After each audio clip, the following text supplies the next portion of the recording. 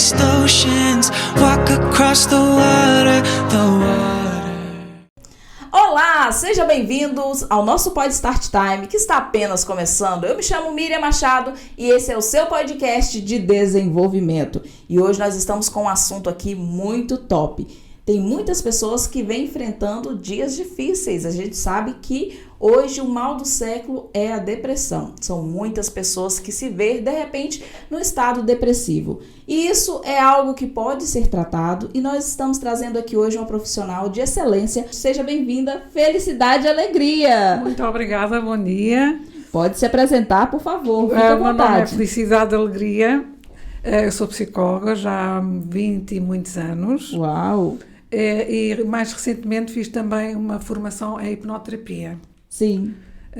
Portanto, achei que havia aqui alguma necessidade de ter um complemento. Sim. E então fiz esta formação em hipnoterapia e também está a resultar muito bem. Estou a começar agora com os pacientes a usar este modelo e também está a resultar muito bem. Nossa, e é excelente essa formação, porque tem muitos psicólogos que já têm a psicologia, né, e não aderem a essa formação. Eu acho que é um complemento mesmo, né, e é fantástico ter um psicólogo que tem conhecimento nessa área também.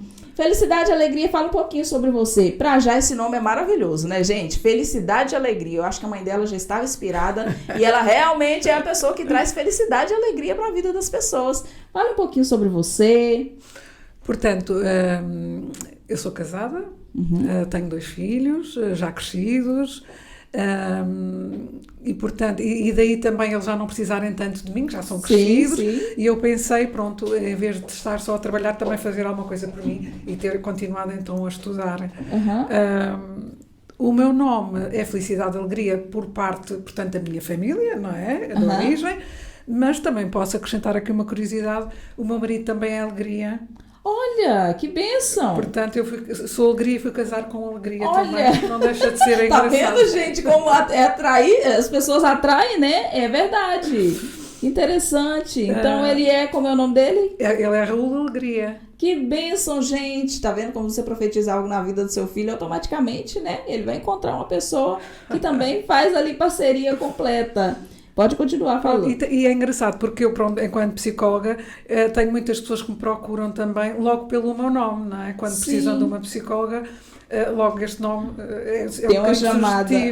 E então há muitas pessoas que me procuram e dizem-me, pronto, que quando procuraram a primeira vez foi precisamente por causa do meu nome. Sim. Eu achei muito lindo quando a Yasmin me disse, olha, eu conheço uma psicóloga fantástica. E o nome dela é Felicidade e Alegria. Eu falei, o nome dela é Felicidade e Alegria? Eu falei assim, gente, mas que nome lindo! E é muito interessante, porque o seu nome já tem uma chamada de ação poderosa, né? E a profissional que você é de excelência faz ainda fazer justo esse nome. Mas é engraçado porque há muitas pessoas que não acreditam, não é? E depois às vezes mesmo na consulta perguntam-me, olha, mas diga-me, o seu nome é mesmo Felicidade e Alegria? E eu, podia ser, sei lá, o nome de uma empresa ou... Sim, o nome fantasia, né? Por exemplo. Sim. Não, mas é mesmo Felicidade e Alegria. Parabéns, olha só. E eu sou mesmo feliz e alegre também. E realmente é, viu, gente? Porque eu conheci ela no salão e a minha cabeleireira que falou sobre ela. E realmente é uma pessoa fantástica. A gente já conversa com ela e já sente o que o nome dela transmite, né? Você acha que nessa atualidade que estamos vivendo, este é um mal que tem assolado essa geração? Eu penso que sim, se bem que agora temos mais dados estatísticos do que anteriormente, não é? Sim. Mas a depressão sempre existiu, se bem que a percepção que eu tenho é que agora há mais pessoas com depressão e com maior propotência para desenvolver a depressão. Isto depois também devido a muitos fatores, não é? Sim. Portanto, a depressão, como é que podemos considerar a depressão? É uma perturbação emocional, essencialmente. Sim. Não é?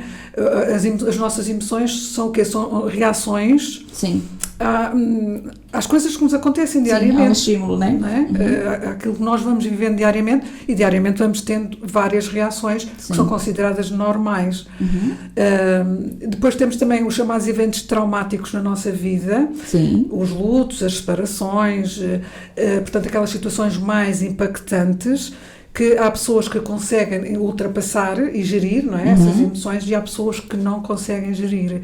Daí depois, então, surgir a depressão. Sim. E você acha que, então, a depressão pode ser uma emoção que não foi dada devido à atenção naquele momento? Sim. E também porque não foi dada a devida atenção, porque muitas vezes as pessoas não conhecem, não se conhecem. Não se conhecem, essa é a verdade. Não conhecem os seus sintomas, as suas emoções. Acontece-me imenso em consulta, quando as pessoas chegam a primeira vez, e que eu estou a tentar perceber até a história de vida e a dinâmica delas, elas não sabem sequer nomear as emoções.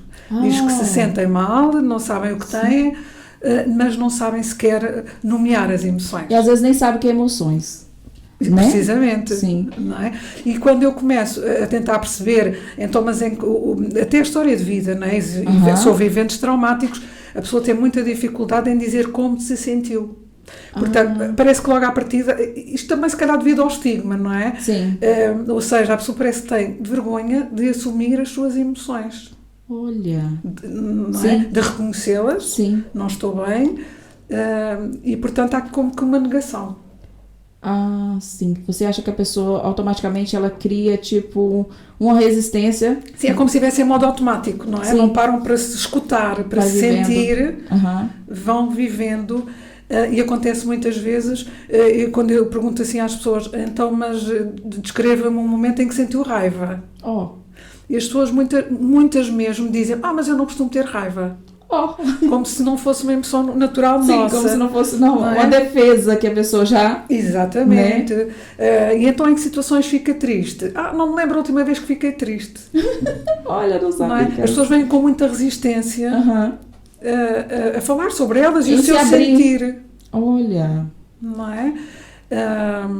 E por vezes depois até tenho alguns exercícios, entretanto faço as avaliações, uma avaliação psicológica que não passa só pela observação, mas tenho alguns exercícios também que depois posso fazer com as pessoas, no sentido também de desarmar um bocadinho. Sim. Não é?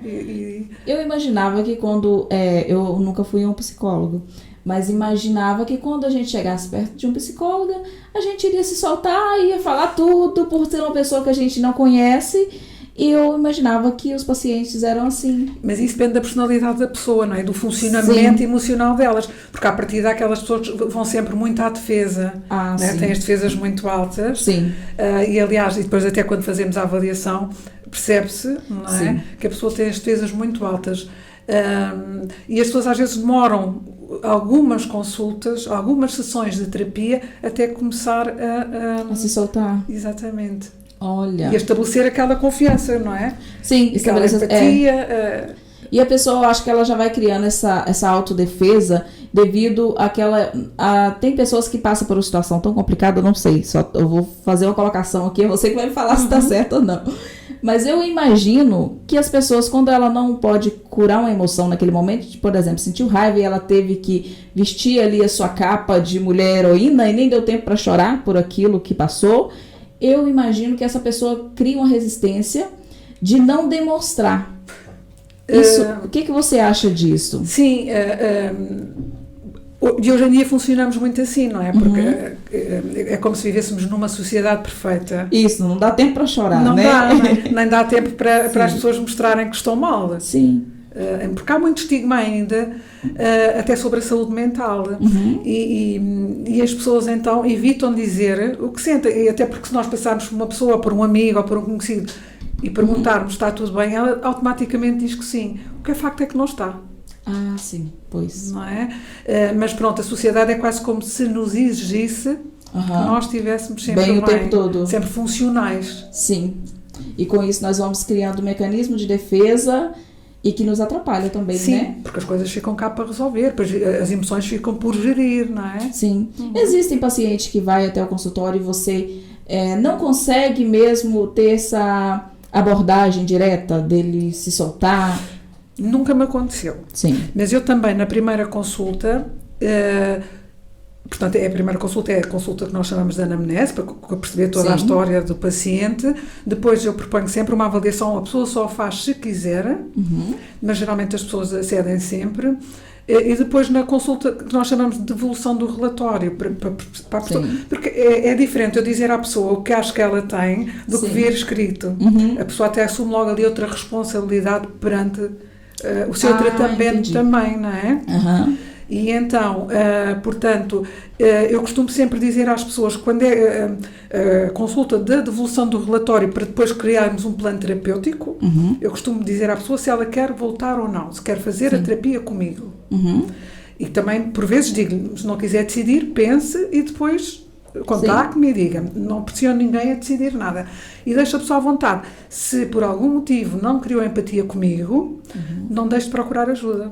Porque os psicólogos também não são todos iguais. É claro. Não é? E então, se não houve empatia, tem que procurar ajuda. Mesmo tem que procurar alguém que identifique, né? Exatamente. É claro, embora é muito difícil, né? Porque a felicidade e a alegria, olha, os pacientes dela amam ela, gente. Inclusive, estão todos ansiosos por esse podcast, porque todos eles que eu conheço assim, né? Minhas amigas que são pacientes dela, falam super bem da felicidade e alegria. Eu acho muito interessante a pessoa ter essa força de vontade de ir até um consultório e explicar o que ela está sentindo. Porque uma das coisas que eu gostaria de perguntar, antes que eu vou aqui falando demais e não faça as perguntas, quais são as causas da depressão ou sintomas? Quando a pessoa vai saber, assim, eu estou caminhando para a depressão, ou sinto que alguma coisa no meu emocional já não está da mesma forma. Como isso funciona? Primeiro eu gostaria de dizer que a Miriam falou que a pessoa tinha para procurar ajuda, não é? Força de vontade. Tinha que ter força de vontade e motivação. Sim. Muitas vezes elas não vêm com a mínima da motivação. Elas vêm porque já não conseguem de outra maneira e acham que é a última oportunidade. É a última oportunidade, vai em último caso. Exatamente. Está bem? Agora, os fatores, lá está, podem ser, e muito acontece muito serem fatores ambientais, não é? Que têm a ver, lá está, como eu disse há pouco, o luto mal resolvido, agressões, violência, negligência, perda de emprego, não é? Trazem-nos emoções difíceis. Sim, mas que nós, à partida, temos ferramentas e recursos para conseguirmos ultrapassar sozinhos. Sim. Não é? Só que depois há momentos na vida em que não se consegue. Sim. A pessoa não consegue gerir essas emoções e ultrapassar. Sim. E então é aí que deve pedir ajuda. Pois. Só que muitas vezes, ou seja, a maior parte das vezes as pessoas vêm pedir ajuda já no estado avançado. Exatamente. Porque eu depois pergunto, mas por que não veio antes? Porque pensei que conseguia sozinha, porque isto, porque aquilo, e depois é muito mais difícil. Não é? Imagino que e é muito mais demorado Sim. o tratamento com essa pessoa. Mas, portanto, os fatores que desencadeiam são fatores emocionais, não é? Eventos estressantes e traumáticos para a pessoa, que ela não consegue gerir sozinha. E também acontece mais naquelas pessoas que já têm uma baixa autoestima, já são pessimistas por natureza. Sim. Há correntes e alguns investigadores que defendem que a depressão também tem uma base genética. Sim. Mas há muita literatura já e outros investigadores que vêm contrariar um bocadinho isso e, portanto, aquilo que se pode pensar que é uma base genética porque vários elementos da família tiveram ou têm depressão, logo há uma maior prepotência para haver a depressão. Portanto, isso acontece pela via da aprendizagem e não tanto pela via genética.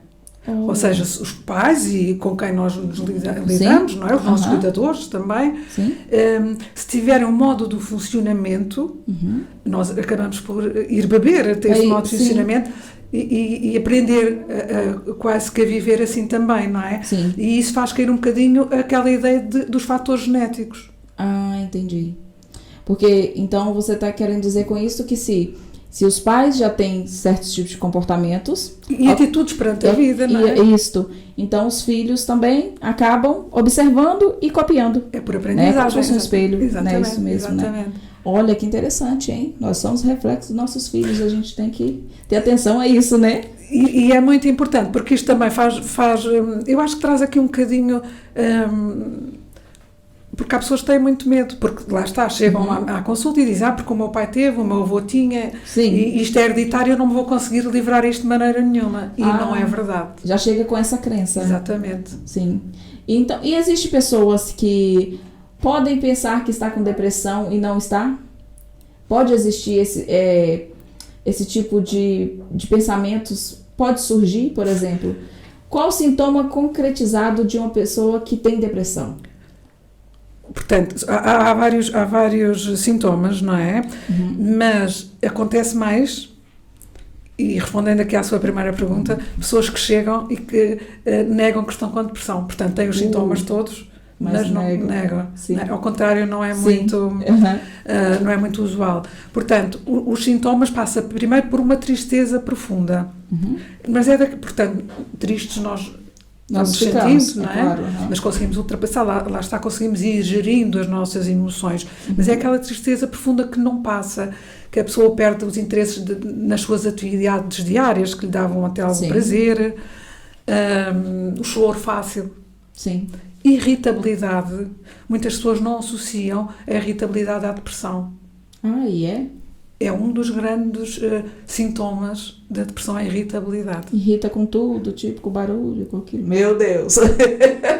Socorro, Deus! É um dos grandes sintomas e as pessoas também não acham que não está ligado. Sim, por acaso eu não sabia. Mas é um dos grandes sintomas. A angústia. Angústia, sim. Né? O desespero. A falta de esperança. As pessoas não...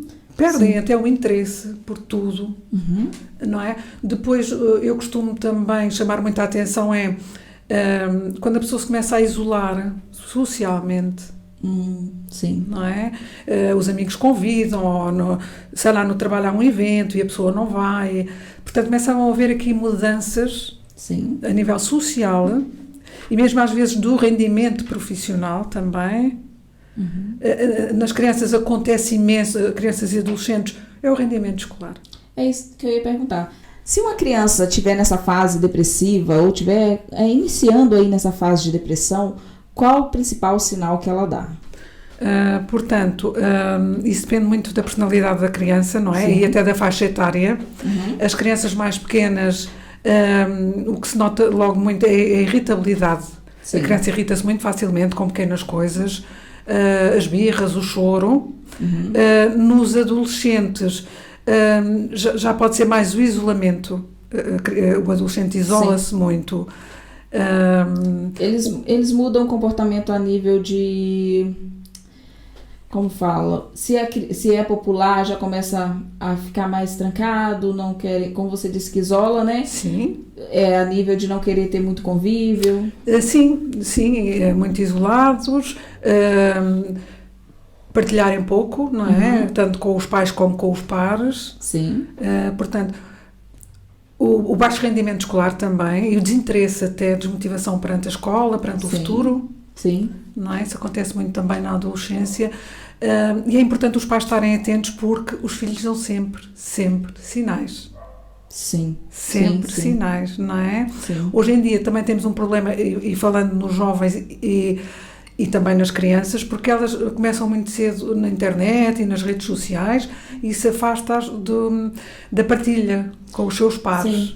Não é? Sim, fica mergulhado nesse mundo, né? Que é um mundo assim de fantasia virtual, e depois lá está. Isso também não faz com que elas partilhem emoções, que reconheçam as delas, que reconheçam as dos outros. Sim. Não é? Parece que vive cada uma na sua bolha e depois lá está. Por isso é que há muita agressividade, há muita agressão entre os jovens, porque eles já não sabem falar. Pois, é verdade. E eles não sabem identificar o que estão sentindo. Não sabem identificar o que sentem. Porque tanto tempo mergulhado nas redes sociais, né? Realmente faz muito sentido. E você acha que a pessoa que ela está, tipo assim, entrando num quadro depressivo, ela muda, tipo assim, pessoas que às vezes ficam muito sonolentas, isso é um sintoma? É um sintoma. Portanto, a depressão também pode trazer a insónia ou a hipersónia. O que é hipersónia? A hipersónia é a pessoa precisar de dormir. Parece estar sempre com sono, dorme muito e está sempre com sono.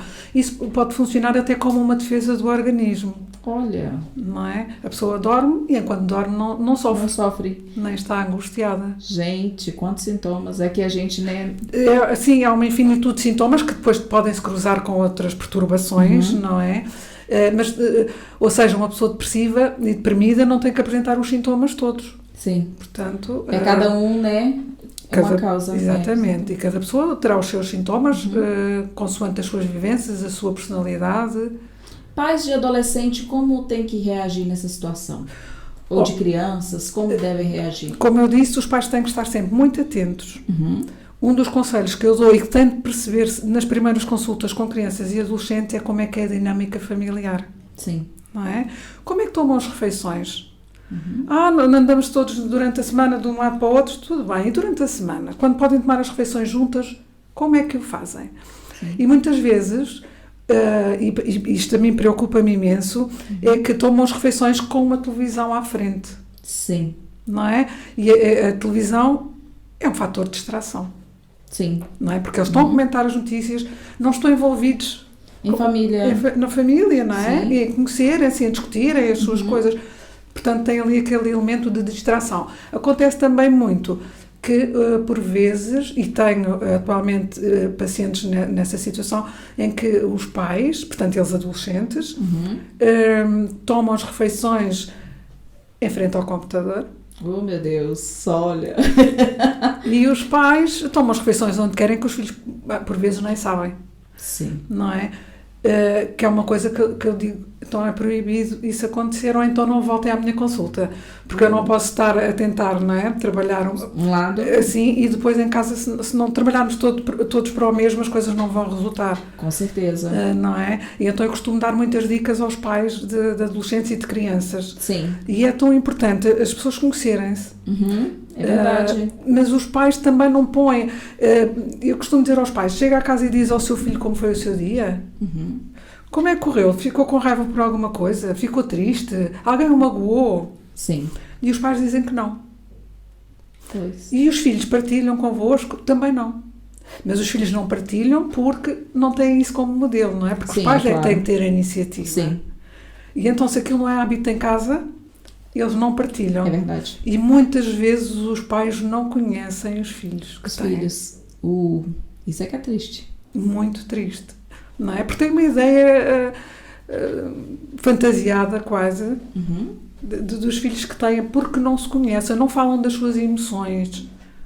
Não tem diálogo, né? Não tem diálogo. Eu costumo até às vezes dizer, então olha, hoje vão tomar as refeições juntos e façam um jogo.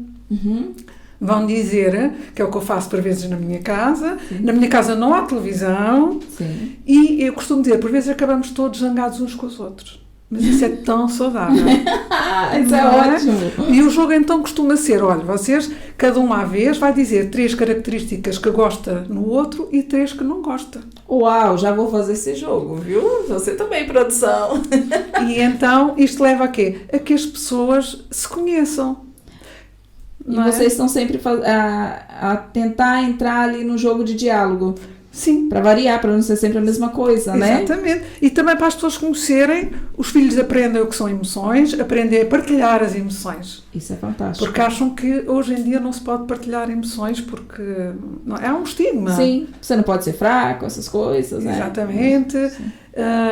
E tens de estar bem, tens tudo para estar bem. Sim. E as coisas não funcionam assim. É verdade. Não é o termos para estar bem, é sentirmos para estar bem. Nossa, é real. Não é? Mas temos este problema com os adolescentes que mais tarde, quando eles forem adultos,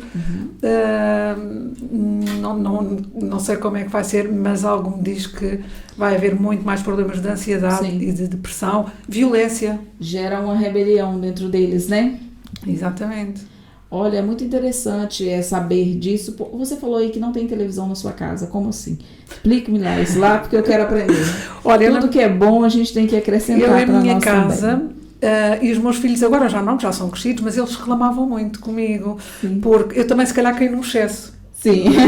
Eles reclamavam muito comigo porque iam à casa dos amigos e os amigos tinham tipo uma sala cheia de jogos, era a sala dos jogos, sim. Aqueles jogos eletrónicos. Tinham televisão no quarto, tinham televisão em todos os compartimentos da casa e mais alguns, e na minha casa só há televisão na sala. Pois, essa questão também meu marido sempre teve aqui em casa. Que a gente sempre quis colocar a televisão no quarto. Sempre quis colocar no quarto das meninas, colocar no nosso quarto. Quarto não é lugar de televisão, Miriam. Só na sala, que a gente só assiste todo mundo junto, né? Exatamente. Pronto. E os meus filhos queixavam-se e diziam, mas fui à casa do Pedro, ou do Nuno, ou do Bruno, e eles têm televisão no quarto. Mas isso é um problema deles e das mães deles. Para mim não devem ter. O quarto serve essencialmente para estudar e para dormir. Não é para estarem lá isolados. Sim. E, portanto, isso faz com que nós nos juntemos muito na sala, onde estamos todos. Sim. Não é? E depois às vezes acabamos todos a discutir. Isso é normal, o que há mais em casa, claro. não é? É nós andarmos a discutir uns com os outros. Mas, quanto a mim, isso é saudável. Não é saudável quando as pessoas não falam e não discutem, não é?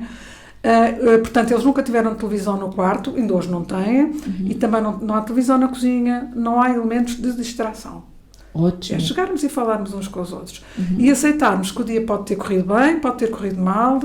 Se correu mal, o que é que sentiste? É sempre tão importante ir pela via do sentir. O que sentiste? Sim. Não é? E muitos pais depois desvalorizam. Sentiste agora, deixa lá isso. Não. Mas não, temos que validar. Tem que valorizar. Exatamente, não é? Por acaso eu tenho esse diálogo com minhas meninas. Eu tenho a dificuldade assim... Se aconteceu algo na escola, a dificuldade é de esperar chegar para conversar, porque já liga no intervalo que tem para falar. E a gente conversar e tal. E eu sempre pergunto essa questão. O que você fez? Como você comportou? O que você sentiu? Sentiu raiva? Sentiu medo? Porque há pouco tempo também aconteceu um fato na escola da minha filha. E ela me ligou de uma miúda que estava lá, não estava muito bem. E toda a gente correu e começou a falar o que achava da miúda. Então... perguntei para ela, o que você sentiu em relação à miúda? Porque eu queria saber o que ela sentiu em ver uma pessoa que estava precisando de ajuda, mas eu queria entender qual era o pensamento da minha filha em relação àquela outra criança também, né? Adolescente, né? E ela falou, mãe, eu não senti medo, eu até queria me aproximar, mas as contínuas pediu para não aproximar naquele momento, e quando tiver oportunidade eu gostaria de conversar com ela. E eu falei assim, isso mesmo, quando tiver oportunidade, a gente vai instruindo, né? Só que nem sempre eles sentem as coisas certas. Por isso que é muito bom isso que você está falando, que é eles comunicar, porque nós que somos pais, às vezes, se eles têm essa liberdade de comunicação, eu creio que a gente vai a tempo de podar ali alguma coisa, de instruir eles melhor, né? Exatamente, e principalmente a mensagem que passa é que aceitamos-los, não é? Com as emoções, porque as emoções fazem parte de nós. Sim. Eu no outro dia recebi um menino lá em consulta com 8, 9 anos. Ele vinha muito zangado. Muito zangado. E eu disse, então, vejo, estás muito zangado. E a mãe disse, não, porque ele não se zanga. E eu disse, zanga-se sim. Mas porque é que ele não havia de zangar? Sim. Não é? Lá está, porque também não validam as emoções das crianças. E esta criança, por exemplo, se vai crescendo, ouvir dizer que não se pode zangar, sim, ela zanga-se então para dentro, fica lá dentro. Sim. Não é? E cresce oprimida, né? E cresce, e depois isso traz perturbações mentais e pode resultar numa depressão também. Pois. Uma pessoa que sofreu um trauma mental, né? Assim, a nível emocional falando, talvez ela não identificou isso no momento. Porque tem pessoas que carregam uma depressão, mas ela não sabe de quando surgiu, né? Então a pessoa sabe, olha, eu não sei te falar desde quando, eu não sei desde qual emoção que eu me dei por conta que eu já estava nesse caminho, né? Então, como você faz para trabalhar com essa pessoa? É necessário descobrir exatamente aonde foi gerado aquela emoção que tem que ser descoberto ou não? Ou você consegue fazer o tratamento sem identificar onde é que ela foi ferida, por aí vai? Geralmente consegue-se identificar sempre. A pessoa, até nas primeiras sessões de psicoterapia, as pessoas não sabem identificar, mas quase sempre depois acabam por lá chegar. Sim. Com a evolução da terapia, acabam por chegar lá. Este modelo que eu estou a seguir agora, a hipnoterapia, é muito mais rápido porque nós fazemos... é chamada regressão, mas não tem nada a ver com vidas passadas. É a regressão na idade. E encontramos muitos eventos traumáticos. Sim. Não é? E conseguimos trabalhá-los. A hipnoterapia é fantástico. Temos ali um hipnoterapeuta também na câmara. Sim, vocês dois falam a mesma língua a nível de hipnoterapia, né? ele também é formado nessa área e ele que me ensina muitas coisas, né? Que me explica como funciona essa questão da regressão e tal. E eu acho muito interessante esse trabalho, porque esse momento de regressão, ele já me explicou isso. Antigamente eu tinha até medo. Falava, né? Geralmente as pessoas têm um preconceito, não tem nada a ver. É desconhecido. É o desconhecido, né? Depois, quando o Pedro foi me explicando, aí foi abrindo, assim, uma nova mentalidade, né? Porque eu fui entendendo que realmente é necessário, às vezes, né? E todos os pacientes que já passaram por esse momento de depressão, é necessário fazer essa regressão? Você recomenda que faça? Não é necessário, porque muitas vezes as pessoas ultrapassam, não é? Porque elas próprias depois conseguem identificar. Sim. Não é? Muitas vezes só elas conseguem identificar. Mas, por vezes, e através da hipnoterapia, conseguimos ir lá aos pontos-chave, à idade em que aquilo aconteceu. Sim. Eu tive a semana passada uma senhora numa primeira consulta que me dizia que estava mal, mas que não sabia, e eu comecei a perguntar, mas houve algum evento, algum acontecimento traumático? E a senhora disse-me que não tenho assim nada, pelo menos houve coisas, mas eu já resolvi. E entretanto eu fui perceber que a senhora foi violada uma série de vezes quando era criança e por pessoas diferentes. Nossa. Portanto, ela não resolveu, ela achava que tinha resolvido. Sim. Não é? Mas as ela pessoas sabia, ela lembrava? Tinha de consciência, tem noção sim. disso. Elas acabam depois por ter noção. Só que não associam. Sim. Não é? Os eventos, porque aquilo já foi há tanto tempo, Sim. que elas acham que já não devia ter aquele efeito, produzir aquele efeito nelas. Sim. O que é facto é que as coisas ficam cá gravadas, Ficam não cá é? gravadas, né? Nossa, é muito interessante, porque realmente as situações que nós pensamos que está resolvida, só lá na frente que vai descobrindo, Exatamente. né? Às vezes por outros fatores, não é? Outros Sim. acontecimentos da vida. É verdade. Uma coisa que eu quero falar antes de partir para outra pergunta é: pais de pré-adolescente ou crianças, quais são as providências a tomar quando percebeu que seu filho está indo por esse lado da depressão? Qual a principal providência que ele deve tomar? Primeiro, pedir ajuda, não é? Mas também lhe posso dizer que muitas vezes os adolescentes e pré-adolescentes e crianças chegam não pelos pais, por iniciativa dos pais, mas por iniciativa da escola e dos professores. Parece que os pais, e eu compreendo, não é? A agitação da vida moderna, mas os pais têm pouco tempo e estão pouco atentos, não culpabilizando os pais, obviamente. Sim. Como disse, são situações da vida, mas passam um bocadinho despercebidos aos pais, não é? Sim. Portanto, a primeira coisa a fazer é procurar ajuda de um profissional de saúde mental. E depois, eu costumo trabalhar com a criança, com o adolescente, mas sempre ali, dando um acompanhamento aos pais, tentando perceber, tentando dar dicas também para eles em casa, né? Para lidar com a criança ou com o jovem.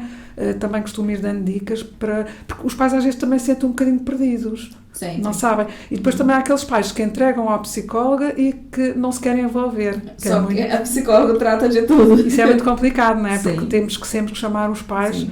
É um trabalho em conjunto, né? Para se envolverem, é um trabalho conjunto.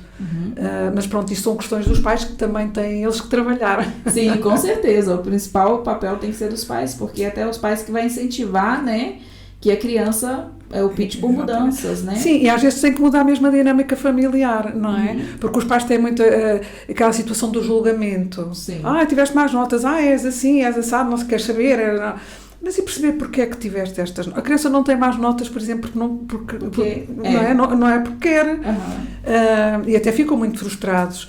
E os pais às vezes falam num tom muito acusatório, julgam muito. Sim. E isso faz com que a criança se vá fechando cada vez mais nela. Uma criança que vive isso, por exemplo, vive debaixo de muita acusação, de muita cobrança, ela tem uma chance muito grande de desenvolver, né? Uma probabilidade muito grande de desenvolver. É como se estivesse ali aprisionada, não é? Que não pode ser ela. Sim. Não é? Muitas vezes a criança responde àquilo que os outros esperam dela. Nossa. Não é? Perde a sua espontaneidade. Porque, lá está, responde àquilo que é esperado pelos cuidadores, pelos pais.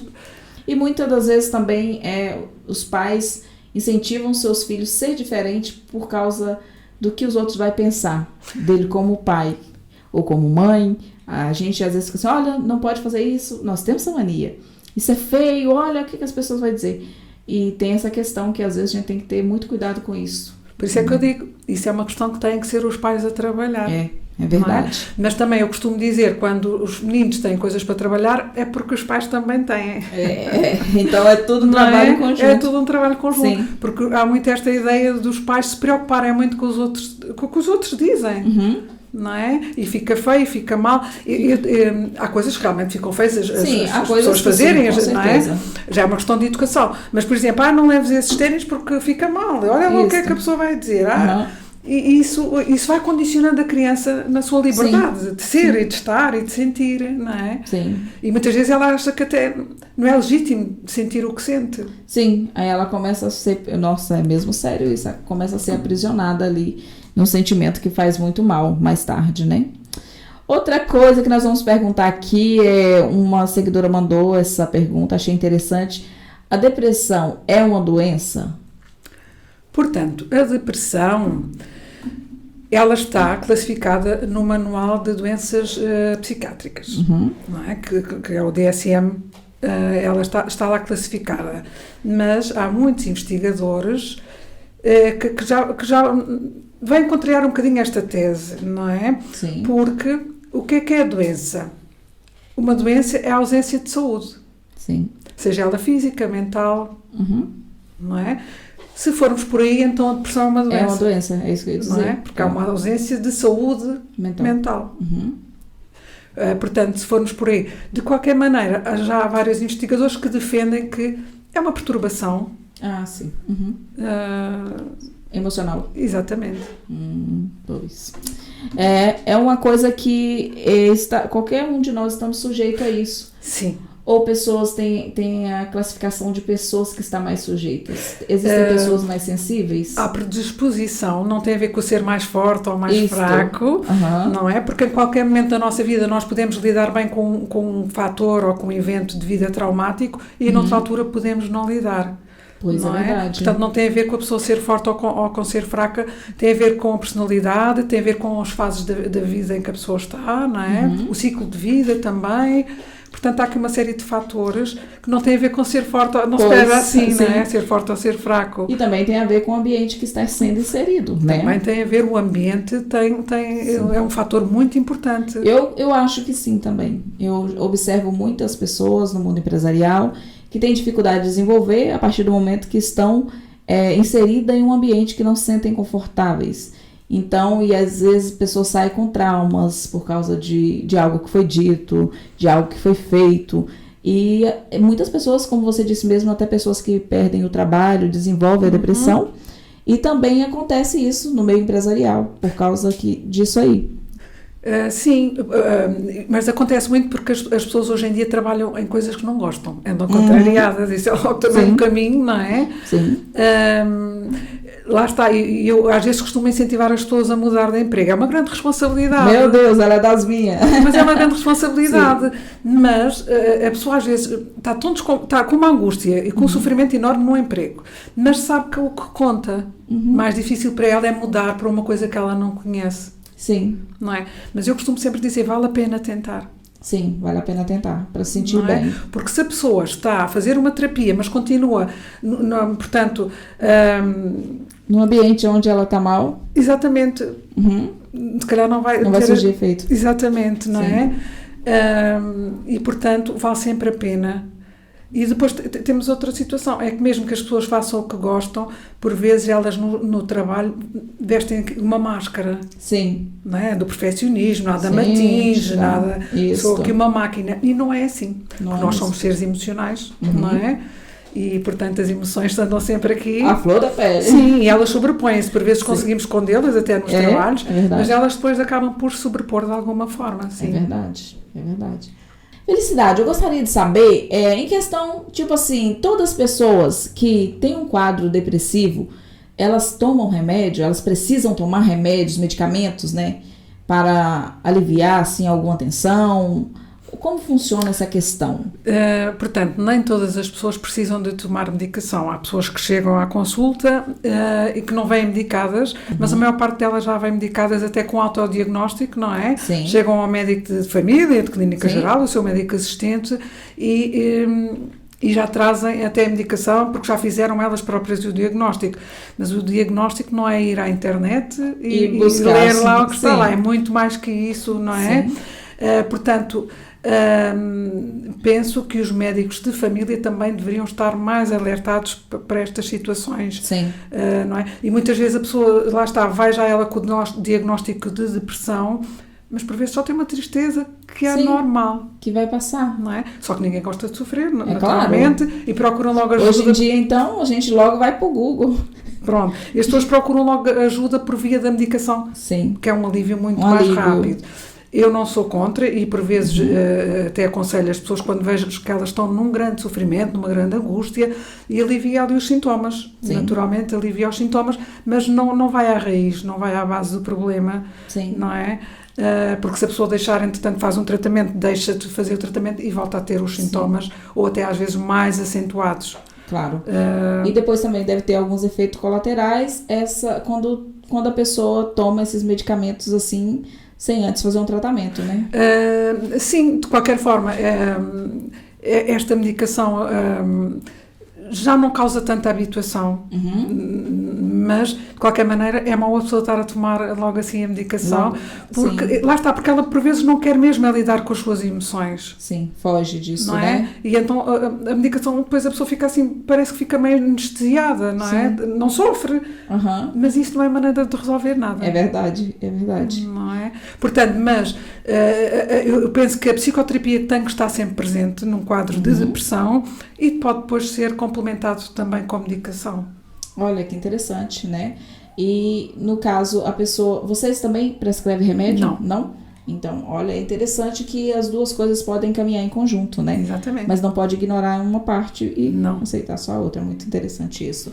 E, então, no caso, nem todo mundo que tem depressão precisa tomar medicamento, né? Medicamento. Sim, se só em casos até vier num estado logo mais inicial também, não é? Sim. Não nem sequer precisa de tomar a medicação. O ruim é quando a pessoa deixa chegar na exaustão do sintoma. Vai suportando e chega a um ponto que aí vai ter que fazer das duas formas, né? E depois vem já num estado que não acredita que nada nem ninguém já possa ajudar. Já é difícil. É complicado. Mas felicidade e alegria tu consegue, tá, gente? Podem confiar, tá bom? Quais são os níveis de depressão? Tipo assim, pra dizer... Tem, tipo assim, quando a pessoa está desse estágio, A depressão geralmente tem 2 estágios, não é? É aquele estágio inicial em que a pessoa começa a perceber dos sintomas, mas se nada fizer, rapidamente passa a uma depressão major, que é uma depressão já mais grave, que depois mais dificilmente também se trata, não é? Sim. E mais dificilmente a pessoa começa a sentir o alívio dos sintomas. A pessoa que já teve depressão ou que tem, ela vai ter que ter um tratamento diário ou chega a um ponto que ela fala assim, não, agora você chega assim, não, agora você já está bem, você já não precisa mais de mim. Exatamente. Vai viver sua vidinha. É isso que acontece. Muitas vezes as pessoas quando começam a recuperar e ter... uma vida de qualidade. Sim, elas muitas vezes desistem da terapia. Portanto, não esperam que eu lhes dê alta, não é? Falando pela minha experiência, não esperam que eu lhes dê alta, desistem da terapia. Depois, passados uns tempos, voltam porque não fez tudo como deve ser. E depois perceberam, não é? Porque ainda não tinham os recursos todos. Sim, é claro. Para fazerem frente às situações da vida e do dia-a-dia. Então, se, por exemplo, uma pessoa que já teve depressão, convém que ela tenha um controle, se antes com mais sequência, depois, assim, na medida que vai melhorando, é bom ela estar fazendo sempre uma revisão ali. Sim, portanto, aquilo que eu faço é acompanho a pessoa semanalmente. Sim. Se a pessoa não puder, seja por que motivo for, pelo menos quinzenalmente, e depois, conforme a pessoa se vai sentindo, e eu vou vendo que a pessoa também está mais funcional e se sente melhor, vamos passando as consultas. Sim. Não é? Depois vem de mês a mês, até para não criar o hábito às vezes. Sim. Porque as pessoas às vezes também não querem, porque criaram o hábito de ter ali, sim, não é, com certeza, para ouvir, para perceber. Mas nós não queremos isso. Nós queremos que as pessoas se tornem independentes e curadas, né? Exatamente. Olha, que interessante. E a fé em Deus, você acha que ajuda? Olha, eu creio que sim, né? Essa é uma questão muito pertinente, porque esta questão da depressão, e agora parece que há mais pessoas com mais pessoas deprimidas, tem muito a ver, e há um estudo sobre isso, que as religiões Sim. ajudam muito as pessoas a encontrar ali um suporte. Sim. Não é? Sentem-se ali um suporte, se elas sentem alguma culpa, se fizeram alguma coisa que elas acham que é errado, elas vão se confessar e libertam-se dessa culpa. Sim. Portanto, as religiões têm muito esse papel. Sim. Não é? Sim. Hoje em dia, e os jovens cada vez vão menos às igrejas, são menos ligados à religião e portanto parece que ficam sem aquela rede de apoio. Sim. A religião pode ser considerada então uma rede de apoio. Com certeza. Mas a religião não é fé, não é? A fé pode ir além da religião, pode e deve ir além da religião. Portanto, as pessoas terem fé também as pode ajudar a ser otimistas. Com certeza. Não é? Sim. A própria fé já faz a gente ser, né, otimista. Exatamente. Né? E lá está. E a fé e acreditar que se calhar que as coisas aconteceram com um propósito maior torna as pessoas até mais resilientes e aceitarem melhor as coisas da vida. Não é? Sim. É interessante isto porque tem pessoas que elas não creem, né? Não creem em Deus, não têm a sua fé e essas pessoas têm uma dificuldade maior de acreditar também em outras coisas, em tratamentos. A gente pode ver que as pessoas assim são mais resistentes, né? Exatamente. E também de confiar que as coisas vão melhorar lá na frente, né? Mas é verdade, é muito bom saber disto. Por acaso tinha aqui uma pergunta que uma seguidora fez, algumas eu já fui fazendo aqui, não fui falando o nome, né? Essa questão, se a depressão era uma doença, mas você já respondeu. E é isto. E o que eu gostaria que você deixasse aqui para o público de casa. Primeiro, eu gostaria que você também falasse antes das suas consultas, porque você faz consultas online também, né? Sim. Então, fala um pouquinho sobre isso, como funciona. Portanto, eu faço consultas presenciais na Amora e também em Lisboa. Sim. As pessoas contactam-me diretamente a mim para marcar as consultas. Eu não gosto de intermediários. Olha, é tudo comigo. Eu gosto de gente assim. É tudo comigo. E, portanto, faço online também. Na altura da pandemia, eu não fazia online. Na altura da pandemia, habituámos a isso. As pessoas ficaram sem... As pessoas que eu seguia em consulta presencial ficaram muito assustadas com a pandemia. Ficámos todos, não é? Ficámos todos. E elas têm aquela rede de apoio e então começaram a procurar no sentido, vamos fazer online. E depois outras colegas minhas também, olha, estou a fazer online. E acabou por ficar, as pessoas habituaram-se a fazer online. Eu tenho pacientes no Brasil. Olha, que benção. Tenho pacientes Vai ter mais agora, Tenho pacientes em Inglaterra também. Portanto, e faço também agora a hipnoterapia online, também que funciona. Olha, que legal. Também funciona bem? Sim. Olha, que bom. Sim. É interessante isso, porque hoje com a tecnologia, às vezes a gente identifica com um profissional que está do outro lado. Então a gente quer aquele profissional e é muito bom a gente ter esse acesso aí, né? Felicidade e alegria, eu quero te agradecer muito por você estar aqui conosco. Obrigada, vai ser um prazer receber você mais vezes muito aqui, obrigada. Tá bom? Com certeza você tem muito a acrescentar para todos nós, né? Com a sua experiência, sua história de vida, o seu profissionalismo. E fique à vontade para voltar outras vezes, tá? Eu que agradeço. Olha, que fica em casa, sinta em casa. Eu gostaria que você deixasse uma mensagem aí para as pessoas que às vezes sentem que está vivendo esse momento, que não é fácil, né? O que você sentir de falar, né? Dentro da sua área, dentro da sua experiência, fique à vontade, fala para essa câmera aqui.